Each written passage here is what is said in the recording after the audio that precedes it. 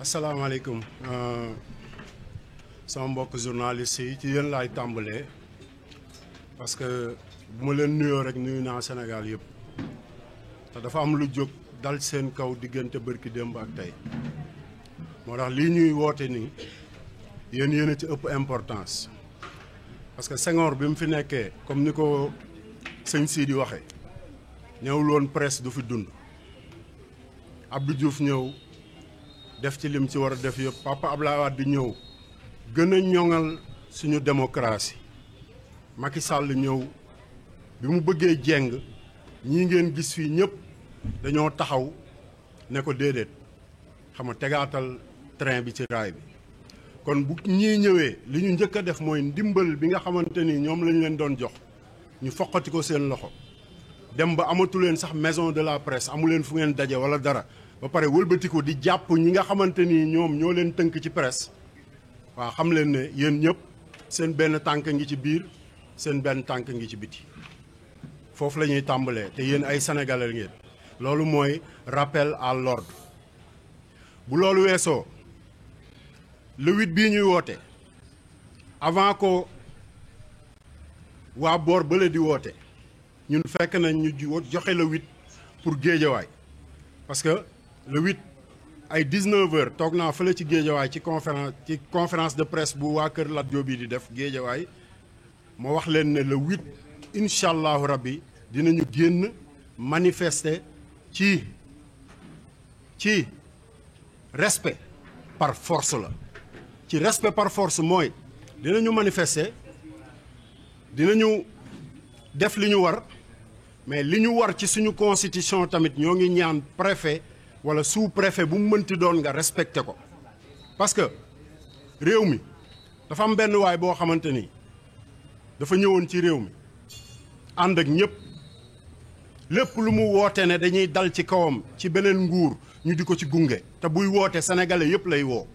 mais bii yoon dafa toog ne maa ngi woo parti bi te ñun xam nañ li muy tekki parce que ñun ñoo ngi woon ci xeex bi moo tax képp kuy sénégalais bëgg a jóg défendre suñu démocratie dëggal sa bopp ci réew mi woo nañ la le 8 pour nga ñëw fekke ko te yàlla def na man Abdou Karim Abou Diallo képp kuy kilifa ci réew mi dinañ yëkkati suñu téléphone tàmbali nañ ko ñi ci am seen numéro yëpp woo nañ leen ñeneen ñi nga xamante ni amuñu seen numéro ñi ngi leen di woo fii ci conférence de presse bi parce que taxawaay dafa jot pour Sénégal di ci woo bépp marchand ambulant parce que yéen leen jigoon ne bu ngeen ñëwee dinañ leen tegg ci mbedd mi jox leen dara joxuñu leen dara ba pare foqati li ngeen amoon ci mbedd mi te ñi daan toj seeni table di ko taal di woote patriotisme fekk boobu ñi ngi tasaare Sénégal ñooñu ñoo bëgg a taxaw imposer dictature fii Sénégal te duñ ko nangu ma bëgg nag képp kuy jeune foo mënti nekk marchand ambulant transporteur taximan yi suñu mbokk sénégalais yépp la ñu wax nañu génn le 8 novembre ñu daje terrain Sacré-Cœur 3 ñun ñëpp ñu taxaw suñu réew ci li nga xamante ni mooy dëgg parce que réew mi démocratie bi pour ñëpp la nekkul loo xamante ni dafa nekk pour benn individu xam nga li ma wax ñi ci des bokkuñu ci ba pare di daaneele ci xeex bii ñuy xeex tamit dafa ànd ak xeex biñ ko xeexaloon moom ba mu amee jàngoro ñëpp di wër hôpital Fann Dantec suma assistance taatu këram moom mu dem di wër hôpital bu ñuy tuddee neex te rafet te yéen ñi fi toog ñëpp xam ngeen lii neex te rafet di tekki bu ñu kenn yeb respect par force la te terewul dañoo dem xeex kon tey bu ñu jógee pour xeex pour Lat Diop Serigne Abdou Karim Mbacké Moustapha Diop Dan Sarr Tahirou Sarr Farba Ngom ak bépp détenu sénégalais buy dund injustice ak démocratie bu sax pour suñu journalistes yi am liberté ci lépp ki ne woon document yaa ngi nii ma téye sama loxo dinaa ko publier ngir yàlla doo ko jox journalistes yi ñu am liggéey ngir yàlla te nga arrêté parce que duñ la ci bàyyi ilaa yow mi diini yow laay waxal nag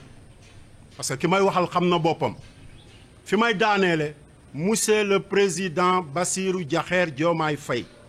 tu es le président de la République du Sénégal. Monsieur le Président, on a tous les respects pour toi. Mais xoolal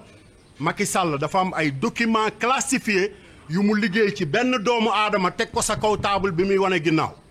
fan yëpp maa ngi koy wax avant keneen di wax dem leen samay vidéo maa ngi koy wax te yow Bass xam nga li may wax lan la te kooku gënul Lat Diop gënul Serigne Abdou Karim Mbacké gënul keneen heure bi daf ko war a fekk kaso. Prends tes responsabilités yàlla nañu yàlla defal jàmm yéen waa Sénégal. La parole est à Monsieur Red Black, membre du collectif Rappel à l'ordre du peuple.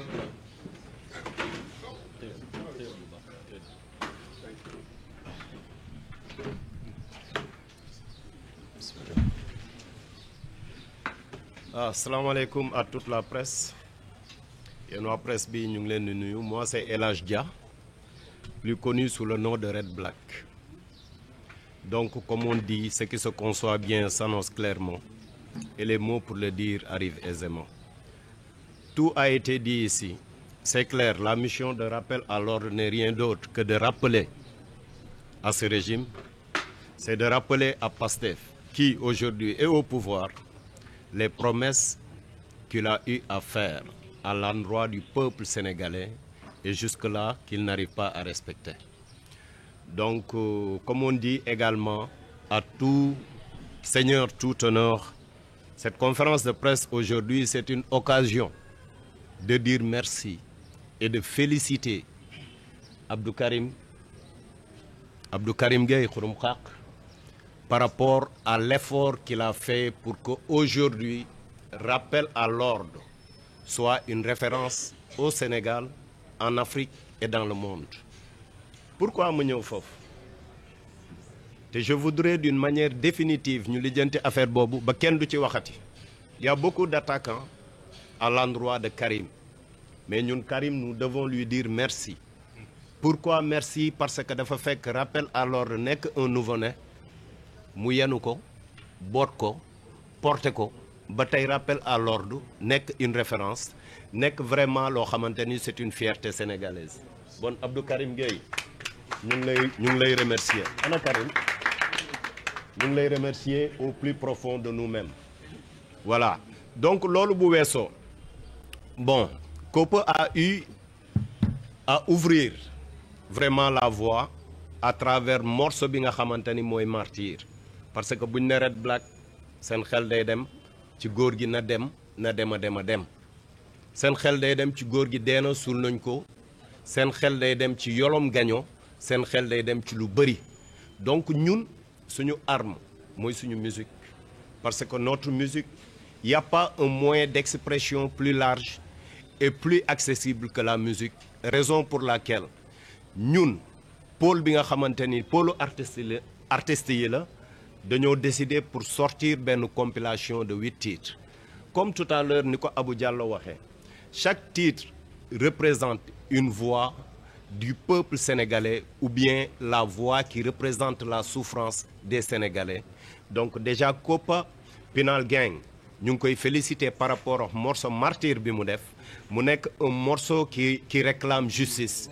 mu nekk un morceau boo xamante ne day ñaan à ce que ñu lever amnistie bi, parce que waa nguur gi dañ ne woon bu ñu ñëwee amnistie bi la ñuy njëkk a voté Assemblée nationale. Ki ko wax mooy seen premier ministre, mais jusque là li mu wax du dëgg dans la mesure où voté nañu ay loi yu bëri bàyyi li nga xamante ni nii moom mooy loi d'amnistie bi. Te aujourd'hui nous réclamons la vérité, nous réclamons la justice, nous réclamons la transparence avant même de parler de paix ou de réconciliation. Gambie bi ñu gën a jege ki fa nekk bi mu accéder au pouvoir, li ñu njëkk a def mooy leeral li nga xamante ni ay ñaawteef la yoo xamante ni fa lañ leen fekk. Donc ku ci nekk taxaw na, ku ci nekk ñu xam lan lañ def ci ñaawteef ci réew mi ba tey jii on parle de réconciliation. Ñun déjà avant même de parler de réconciliation, on sait que ki fi nekk di njiitu Pastef bëggul réconciliation Sénégal. Ñun àggaguñu sax ci point réconciliation, loolu ñoru ko. Donc ñun en tant que rappel à l'ordre, c'est important que rappel à l'ordre bi mooy le logo si suuf à chaque fois da ngeen di gis rappel à l'ordre du peuple c'est important comme ni ma ko waxee woon à l'entame de mes propos Abdou Karim Abou Diallo monsieur Sidi Mbacké toute l'équipe ici ñoom ñëpp am nañu mérite mais Karim dama naan ko jaraw lakk donc aujourd'hui pour différencier rappel à l'ordre bii toog fii avec vous la presse sénégalaise donc à chaque fois dee leen xool ci suuf am na benn mot buñ ci yokk bu tudd du peuple donc rappel à l'ordre bi c'est important signature am foo leen ko gis te gisu leen fa du peuple xam leen ni du rappel à l'ordre bi donte nag on est très fier par rapport ak yeneen rappel à l'ordre yëpp tey jii ku ci nekk boo sañoon boo taxawee benn affaire day am ay antennes un peu partout à travers le Sénégal comme à travers le monde c'est vrai aussi que ñu ngi liggéey ci côté boobu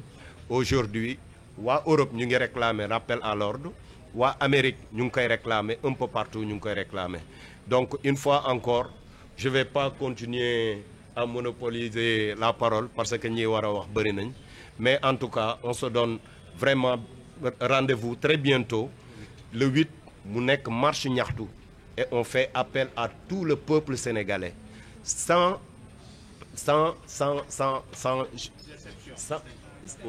distinction ñu ngi oo mécaniciens yi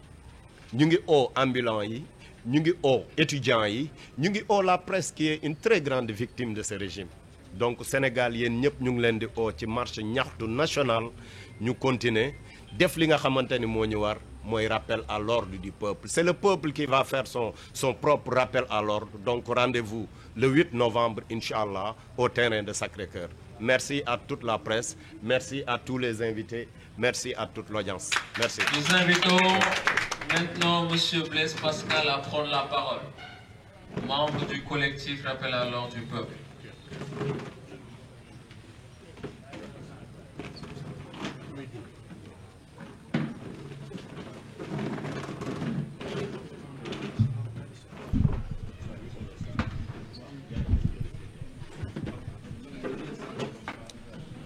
Bon, salaamaaleykum maa ngi nuyu ñëpp di nuyu la presse di leen masaw coono di rafetlu tamit seen liggéey bi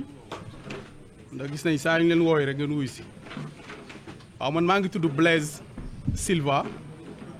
vice coordinateur nitu dëgg valeur membre rappel à l'ordre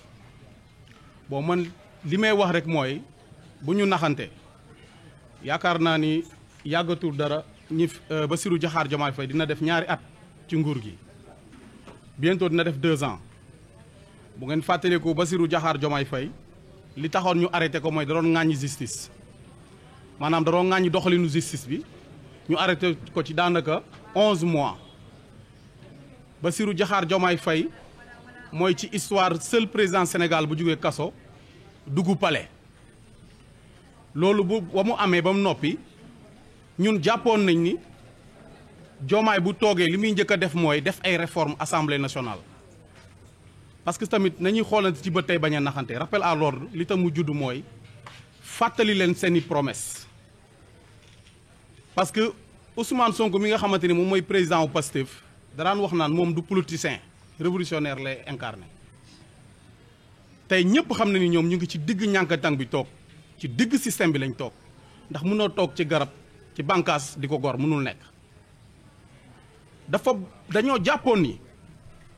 régime bi bu toogee li muy njëkk a def mooy annuler loi amnistie encore le PM moo taxaw dégg assemblée nationale ne ñoom Aïssata Tall Sall bu fekkee Pastef fa tax ngeen ni voté amnistie ñun soxlawuñu ko bu ngeen fàttalikoo bi Abdou Karim ngay génnee kaso suñu conférence de presse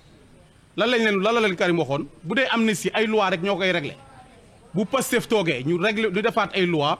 tëbal amnistie bi Sénégal yëpp a ci doon xaar waaw naka nga mën a décaisser 5 milliards di ko jox ay détenus politiques di ko jox ñi nga xam dañoo ñàkk seen njaboot te xamaguñu lan moo rey seen njaboot xanaa balaa ngay jox nit ndàmpaay mu xam kan moo rey doomam bu ñu naxante gis nga yii am yëpp ay jeu la donc ñun waruñu nangu chaque jour ñu nekk ci ay détails ñun li ñuy wax ak actuellement gouvernement bi mooy lan encore Ousmane Sonko dafa taxaw ne bés bu ngeen ma mayee majorité assemblée nationale li may njëkk a def mooy criminaliser homosexuel waaye man li ma ci gën a métti mooy premier allié Ousmane Sonko ci politique ndekete moom mooy dooleel ngóor jigéen mi Mélenchon loolu ku mu yeewul war nga mën a yeew Mbacké Sylla tey mi nga xamante ni moom la El Malick jël comme conseil religieux moo nekkoon suñu mbay peex saa ñu organiser manifestation pour xeex ngóor jigéen man dama ne Mbacké Sylla dafa waroon démissionner assemblée nationale parce que ñun soxloo ñu ay milliards yu àndul ak valeur affaire dette kese yëpp ay waxu politique la dañuy bëgg a dugal ci ay débat yoo xamante ne ñun am na lu ñu gën a ñor tey ku nekk xam na ni courant bi dafa yokk ana Guy Marius Sagna dem si yàlla ki nga xam danaa langaamu ci gris ndax courant bu yokk est-ce que dégg ngeen mu wax ci ñaata emploi lañ dàkk koo xamante ni bu ñu daan wax ASPS da ngay bërëngu ci tali bi jéegoo leen Guy Marius Sagna ŋaang wax dañu waxante dëgg Sénégal nekk ci ay jafe-jafe moom war naa ruus sax dem taxaw Burkina Faso parce que yow mënoo nekk di xeex France dégage Auchan dégage nga dem di siège CEDEAO ñu lay jox xaalis CEDEAO nga koy lekk suñu président révolutionnaire yi dee yëpp ñoom Thomas Sankara ñoom Amilcar Cabral ñi ñu doon coup d'état ñëpp ci complicité CEDEAO la donc un bon révolutionnaire waroo laal xaalisu CEDEAO kon tey Guy Marius Sagna ak ñoom Blaise Compaoré sama turandoo boobu noonu ay ñoom Ouattara ñoom ñoo bokk léegi ndax boobu ñuy lekk bu mu taxaw te mukk di tudd Thomas Sankara ndax Thomas Sankara du référence am ndax ku ne xam ne ni Blaise Compaoré moo coup d'état Thomas Sankara kon tey Guy Marius Sagna mu ngi bokk si ñoom Blaise Compaoré ndax mu ngi laal xaalisu CEDEAO lii moo tax rappel à l'ordre juddu parce que ñii ay promesse Sonko toppuñu ko ndax lenn lu dul ay discours am léegi criminalisé wul ñu homosexuel defuñu ay réforme ci justice buñ demee tey bay dugg ci ay 7TV ay gendarme yore ay fetal pour lan benn gendarme waroon na mën a dugg rek wax ak may mun a mu simple dajji nañ fi mairie Barthélémy Dias suñu conférence de presse mais yii foogu nañu dootul am suñ ginnaaw loo war a nekk léegi ñun li ñuy fàttali ñi fi nekk mooy góor ca wax ja man dama ne Diomaye bu fi naree toog ci mandat bi bay dugg ci ñetteelu atam te criminalisé wul homosexuel mooy trahir na peuple Sénégal bi bu dee 54% ñoo votel Diomaye man jàpp naa ni 20% yëpp dañoo gëmoon ni wala sa 30% yi dañoo gëmoon ni dañuy criminaliser homosexuel pour la première fois ñu gis parti politique bu am ay ndaw daara la moo tax ndaw daara yi demoon ci parti Pastef yi parce que dañoo jàppoon ñi bu ñëwee dañuy ñoŋal valeurs yi ana suñu député yi nga xamante ne ay ndaw daara ñoom ñëpp dañoo war a démissionner dañoo te dëgg sëñ bi mu ngi koy wax léegi ci problème mu Touba bi déggoo leen kenn ku ci wax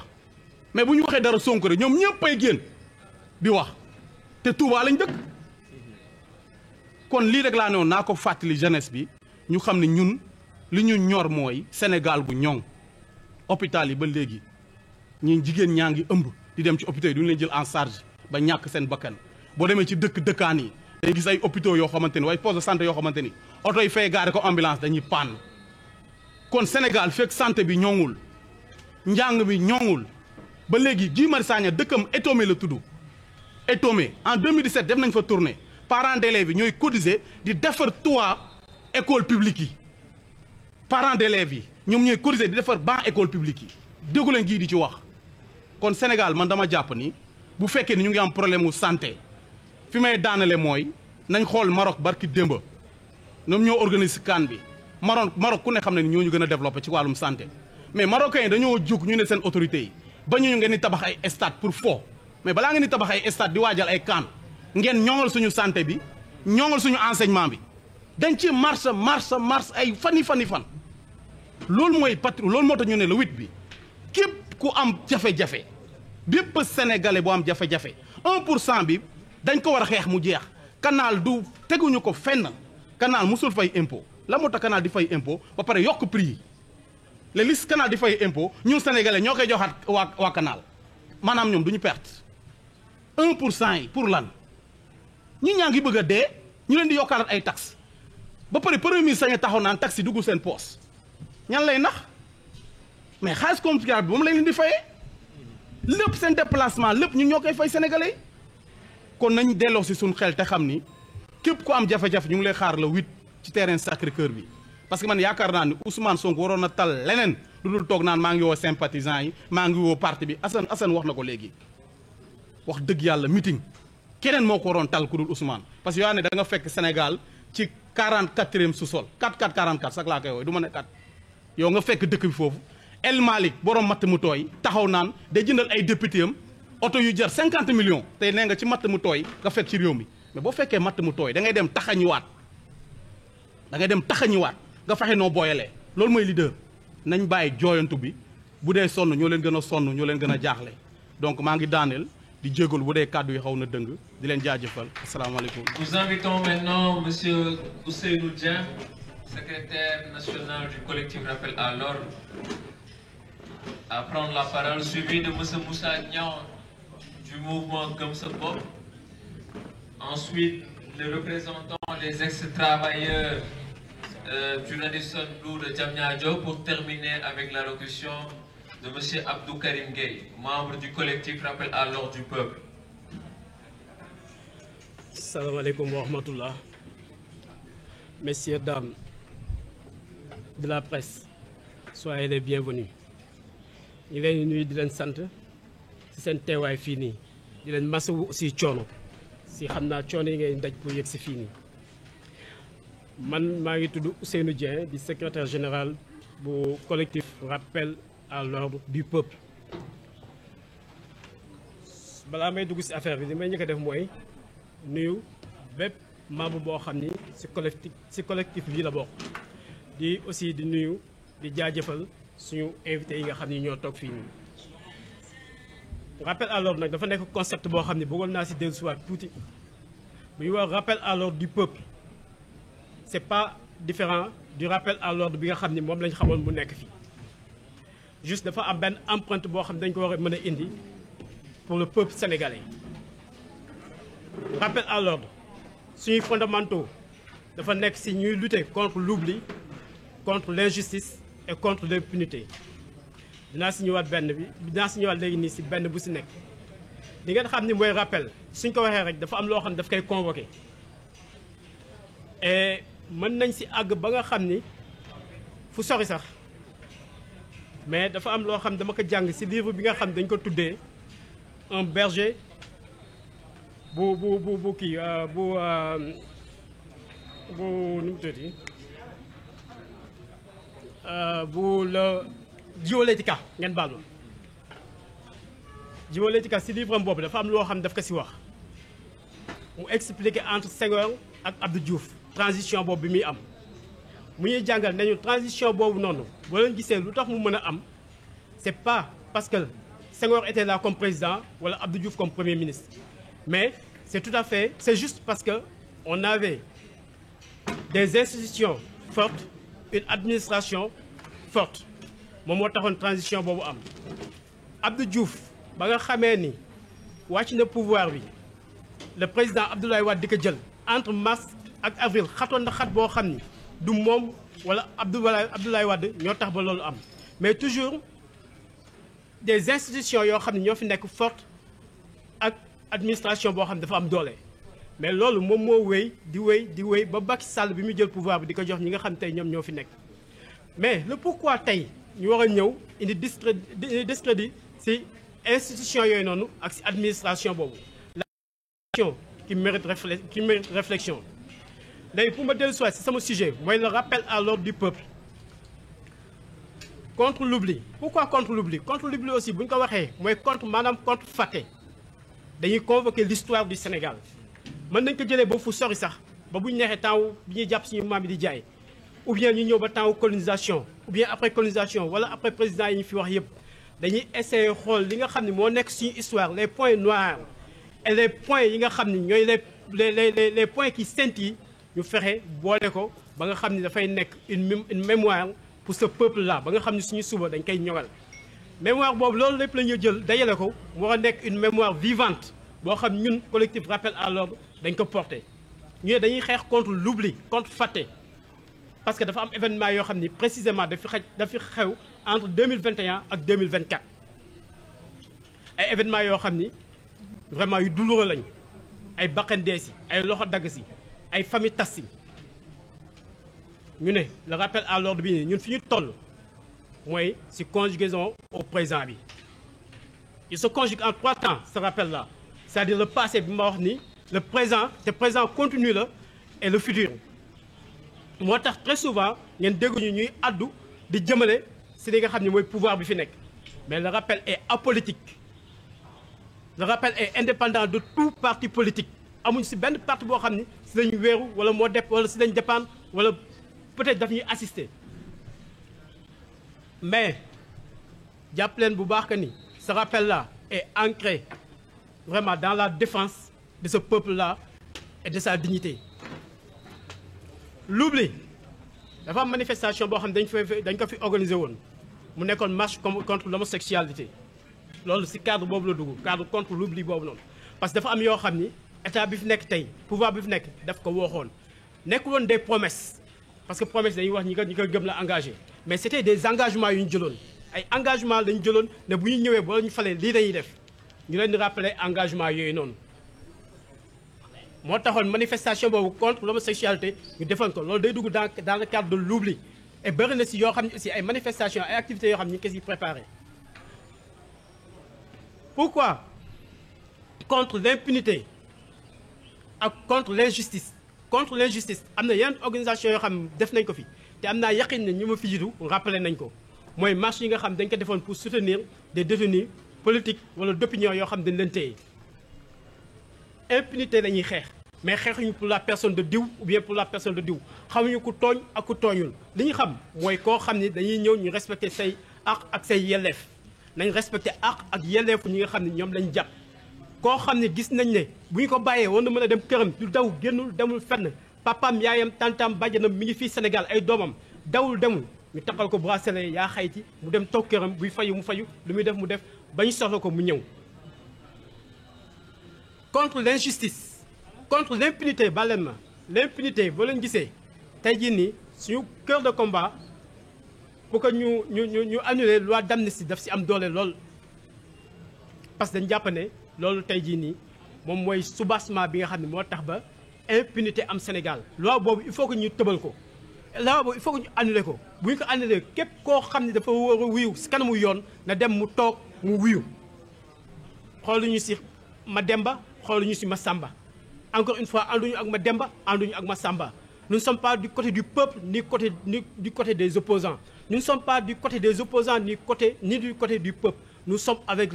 ni du côté du pouvoir nous sommes du côté du peuple sénégalais kese te yàlla rek tax rappel nag am na yu bëri nag yoo xam ne yaay ñu ngi koy véhiculer muy dem mais on laisse avec le temps